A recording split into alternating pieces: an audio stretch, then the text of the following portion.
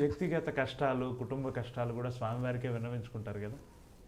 స్వామి నువ్వే దిక్కు అన్నట్టు మామూలు వాళ్ళే అనుకుంటున్నామంటే ఇంక మీకు అది సహజం కదా. వృత్తి జీవితంలో కూడా కొన్నిసార్లు మీ మీద విమర్శలు వస్తూ ఉంటాయి. వాటిలోకి పోను కానీ అలా వచ్చిన సందర్భాల్లో కూడా మీరు స్వామికే విన్నవించుకున్నారా? ఏమి స్వామి? ఏం విన్నవించుకోను, వదిలేస్తా.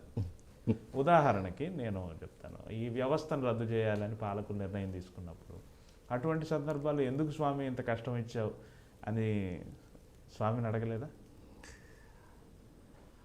అక్కడ అది కూడా మేము ఏం తప్పు చేశాము, ఎందుకు ఇలా జరిగింది అనేది అడుగుతాను. కానీ ఎప్పుడు అన్యాయం చేయలేదు స్వామి. ఓకే, మనకి ఒక ప్రావర్బ్ ఉంది కదా, ఒక తలుపు మూసుకుంటే ఇంకో తలుపు తెరుచుకుంటున్నాను. ఆ విధంగా చూస్తే స్వామివారు ఒక తలుపు మూస్తే 2 తలుపులు తెరిచారు. అందులో సందేహమేం లేదు. నా పర్సనల్ ఎక్స్పీరియన్స్ అది. స్వామివారి పాదాలను ముట్టుకున్న అర్చకుడు ఎవ్వడూ కూడా నష్టపోడు, బాధపడ్డాడు, క్షేమంగా ఉంటారు. అష్యూరెన్స్. స్వామివారిని నమ్మాలి, అదొక్కటే అండర్లైన్. స్వామివారిని నమ్మాలి, స్వామివారు నన్ను కాపాడుతారు, నాకు స్వామివారు ఉన్నారు అనేది ఒక్క నమ్మకం ఉంటే చాలు. ఏమి కారణం అండి? ఎందుకు ఈ వ్యవస్థను రద్దు చేయాలనుకున్నారు పాలకులు? మీకేమైనా? అది చక్కగా జరుగుతున్న వ్యవస్థలో కొన్ని వాళ్ళు చెప్పిన కారణాలు కొన్ని నిజం. అలాగా వాళ్ళు చెప్పిన కారణాలు, భౌతికమైన కారణాలు నిజం. కానీ పారభౌతికమైన కారణాలు అంటే వాళ్ళకి తెలియకుండా వాళ్ళు చేసింది, వాళ్ళకి కూడా తెలియదు ఆ కారణాలు ఉన్నాయని, అవి కూడా కొన్ని నిజం. కొన్ని స్వయంకృతాలు, కొన్ని. కానీ ఈ ప్రక్రియలో స్వామివారు వడికట్టారు.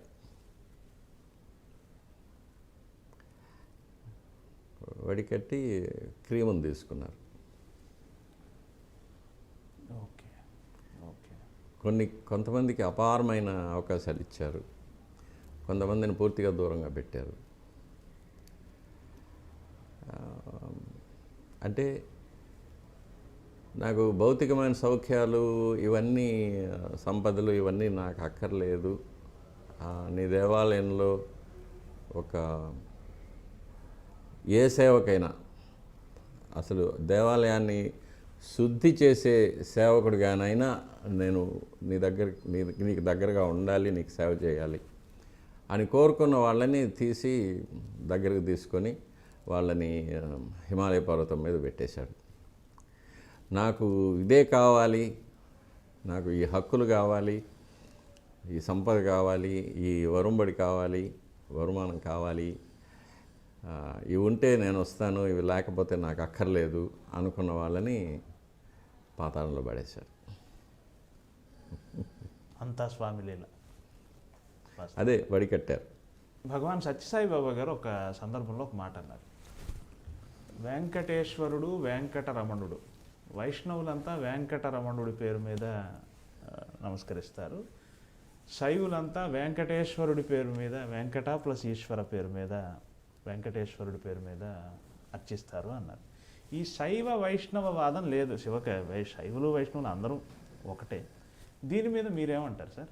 ఇది మీ శైవ పూజా విధానం, వైష్ణవ పూజా విధానం, వెంకటేశ్వరుడికి సంబంధించి ఏమైనా తెర ఏమైనా ఉందా? ఇది ఎట్లుంటుందంటే, ఇప్పుడు తిరుమల ఉంది. తిరుమలకు ప్రాచీనమైన వాంగ్మయంలో త్రిపథ అని పేరు. త్రిపథ అంటే మూడు మార్గాల్లో పొందగలిగింది అని. ఇప్పుడు భౌతికంగా తీసుకుంటే కర్ణాటక నుంచి వచ్చేవాళ్ళు ముళబాగలు, పలమనేరు, కోలారు అటువైపుగా వచ్చి శ్రీవారి మెట్టు ద్వారా పైకి వస్తారు. ఓకే. తమిళనాడు కాంచీవరం ఇటువైపు నుంచి చెన్నై నుంచి వచ్చే వాళ్ళందరూ కూడా అలిపిరి ద్వారా పైకి వస్తారు. కడప, రాజంపేట, కర్నూలు అటువైపు ఉండే వాళ్ళంతా అన్నమయ్య మార్గంలో తిరుపతికి వస్తారు. ఇది త్రిపథ. తిరుపతి ఇప్పటి పరిస్థితుల్లో ఆధ్యాత్మిక ఇందులో మానవ జన్మ పొందిన వాళ్ళు వీళ్ళలో ముక్తులు అనేవారు ఉంటారు. ముక్తులు అంటే జన్మ పునర్జన్మ వలయం నుంచి బయటపడిన వాళ్ళు ముక్తులు. శ్వేతద్వీప వసన్ ముక్త పూజితాంఘ్రి యుగాయ శ్రీ వెంకటేశాయ నమః అని. శ్వేతద్వీపం అనే ఒక రహస్యమైన ప్రదేశంలో ఈ ముక్తులు ఉంటారు. అది ఈ భూమిలోనే మానవుల దృష్టి పడకుండా ఉన్న ఒక అతిపెద్ద ఒక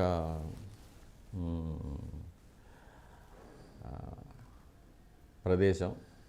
ఇది 5 ఖండాల కింద వ్యాపించి ఉంటుంది. దీనికి సముద్రాల కింద కూడా ఉంది. వీటికి మధ్య రహదారులు అనేవి ఉన్నాయి. అక్కడ ఈ శ్వేతద్వీపం, దీన్ని శంబల అంటారు, అగార్తి అంటారు, ఉతోపియా అంటారు, లేక అట్లాంటిస్ అంటారు.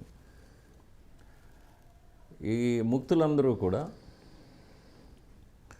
స్వామివారిని దర్శించుకొని శక్తి పొందుతూ ఉంటారు. అప్పుడప్పుడు పుణ్యదినాల్లో వీళ్ళల్లో యోగులు ఉంటారు, సిద్ధపురుషులు ఉంటారు, మహర్షులు ఉంటారు, బ్రహ్మర్షులు ఉంటారు, దేవతలు కూడా ఉంటారు. వీళ్ళకి ఆ శ్వేతద్వీపం నుంచి మన మానవ లోకానికి రావడానికి కొన్ని ద్వారాలు ఉన్నాయి అక్కడక్కడ. తిరుమలలో ఒకటి ఉంది, అరణ్యంలో ఉంది ఒక గుహాముఖం. ఆ గుహాముఖం నుంచి వాళ్ళు భౌతికమైన దేహాలతో వచ్చేటట్టుంటే అట్లా వస్తారు. లేకపోతే ఇంకా సూక్ష్మ శరీరాల్లో వచ్చే వాళ్ళకి ద్వారాలు అక్కర్లేదు, ఎప్పుడైనా వస్తారు. భౌతికమైన దేహాల్లో వచ్చేవాళ్ళు వస్తుంటారు. వాళ్ళు వచ్చి స్వామివారిని దర్శించుకుంటుంటారు. ఇది కాక ప్రతిరోజు ఉదయం సుప్రభాతంతో మొదలుకొని ఏకాంత సేవతో స్వామివారికి మానవ సహజమైన అర్చకులు చేసే కైంకర్యాల తర్వాత, తలుపులు వేసిన తర్వాత చతుర్ముఖ బ్రహ్మ మిగిలిన ఇంద్రాది దేవతలతో పాటు లోపలికి వచ్చి స్వామివారికి ఆరాధన చేస్తారు. దాన్ని బ్రహ్మారాధన అంటారు. ఆ బ్రహ్మారాధనకు తయారుగా మేము తీర్థం అవి అన్నీ పెట్టేసి తలుపులు వేసుకొని వచ్చేస్తాం. మేము వచ్చిన తర్వాత వాళ్ళు వెళ్తారు. బ్రహ్మారాధన జరిగిన తర్వాత ఉదయం సుప్రభాతంలో బ్రహ్మ ఆరాధన చేసిన తీర్థం భక్తులకు ఇస్తాం. బ్రహ్మారాధన తీర్థం అని పేరు దానికి. స్వామివారికి విశ్వరూప దర్శనం అని పేరు సుప్రభాతంలో. సుప్రభాతంలో కౌసల్య సుప్రజారామ అని మేము బంగారు వాకిలి తలుపులు తీసి అర్చకులు లోపలికి వెళ్ళేటప్పుడు వాళ్ళు దేవతలు మనల్ని భుజాలను ఒరుసుకుంటూ బయటికి వెళ్తారనేది ఆగమ శాస్త్రంలో చెప్పబడింది. దానికి తగినట్టే దేవాలయంలో పూర్తిగా పాజిటివ్ ఎనర్జీ ఉంటుంది ఆ టైంలో, బ్రహ్మముహూర్తం వరకు. ఇట్లా మానవులు, శ్వేతద్వీపవాసులు,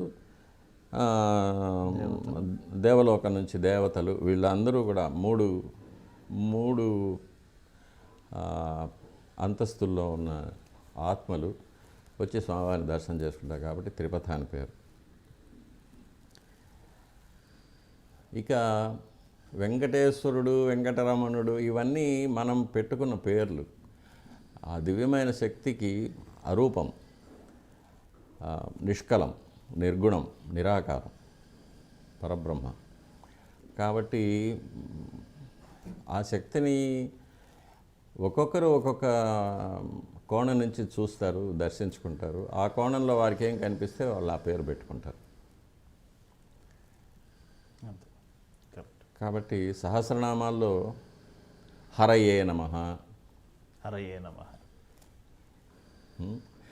అందులో వెంకటేశ్వర అంటే వెంకట అనేదానికి వేం అంటే పాపాలను, కట అంటే నాశనం చేసేది, నిర్మూలించే ఈశ్వర భగవంతుడు, పాపాలను నిర్మూలించే భగవంతుడు అని వెంకటేశ్వర. ఆగమం ఏం చెప్తుందంటే వేం ఐశ్వర్య బీజం కట అమృత బీజం అంటారు. సో వేం అంటే ఐశ్వర్య బీజం, ఐశ్వర్యం అంటే దివ్యమైన జ్ఞానం, దివ్యమైన జ్ఞానం పొందగానే కట అమృత బీజం, అమృతత్వం వస్తుంది మనిషికి. ఆ దివ్యమైన జ్ఞానం పొందడమే అమరత్వం. ఓకే. అటువంటి శక్తినిచ్చే దివ్యమైన జ్ఞానాన్ని, దాని ద్వారా అమరత్వాన్ని ప్రసాదించే భగవంతుడు స్వామి అని పేరు. కాబట్టి ఏ పేరు పిలిచినా పలుకుతారు. అన్నమయ్య చెప్పినట్టు ఎవరు ఎంత అనుకుంటే ఎవరు తలచినా అంత మాత్రమే నీవు. అంతే. ఆ 9.5 అడుగుల విగ్రహమే భగవంతుడు అనుకున్న వాళ్ళకి నవరత్నాల కిరీటాలు, రత్నాల శంకు చక్రాలు మాత్రమే కనిపిస్తాయి. చరణంలో కూడా శరినెన్నుదురు శాంక్తేయులు శక్తి రూపుని ఇవ్వనొచ్చు. ఇందాక మీరు చెప్పినట్టు శ్వేతద్వీపం నుంచి వచ్చేవాళ్ళు వాళ్ళ దృష్టి ఒకలాగా, వాళ్ళు కోరుకునేది ఒకలాగా, అలా ఎవరు ఎలా కోరుకుంటే అలా. స్వామి చాలా మంచి విషయం చెప్పారు.